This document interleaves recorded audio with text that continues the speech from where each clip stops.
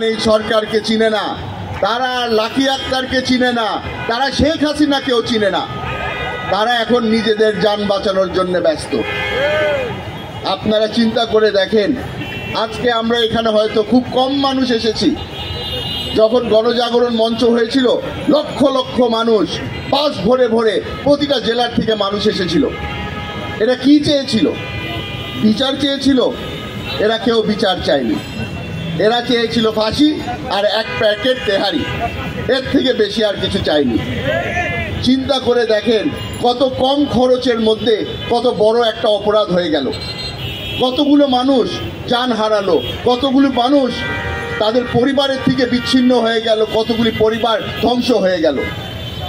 এদের মনের মধ্যে কোনো কষ্ট নেই। আপনারা এখানে এসেছেন, আশা করি আপনারা সুযোগ করে দিবেন যেন আপনাদের পাশে দাঁড়াতে পারি।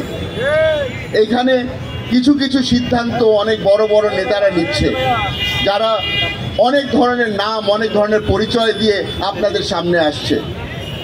আপনাদেরকে আমি অনুরোধ করব, আপনার যদি ঈমান শক্ত থাকে, আপনার যদি বিবেক ঠিক থাকে, আপনারাও এই ভুল সিদ্ধান্তর বিরুদ্ধে রুখে দাঁড়াবেন। আমরা এখানে সকলেই মানুষ, সকলের মধ্যে ঈমান আছে। আশা করি এটাকে আপনারা কাজে লাগাবেন। মবের মধ্যে সবচেয়ে বড় দোষ হচ্ছে গিয়ে, কেউ যদি কোনো একটা পপুলার কথা বলে ফেলে, যেটা আওয়াজ খুব সুন্দর লাগে, আমরা তার পিছনে ছুটে যাই। আপনারা আজকে আমার পরিচয় দিলেন আমার বাবার ওই স্লোগান ধরে। অনেকেই আমাকে বলছে যে আমি রাজনীতি করছি ধর্ম নিয়ে। ভাইরা আমার, আশা করি আপনারা বুঝতে পারবেন যে আমি এই স্লোগান রাজনৈতিক কারণে দেই না। আমি এই স্লোগান দেই আমার বাবাকে স্মরণ করে। আমি এই স্লোগান দেই আমার ঈমানের পরিচয় দেওয়ার জন্য। আশা করি আপনারা আমাকে ভুল বুঝবেন না।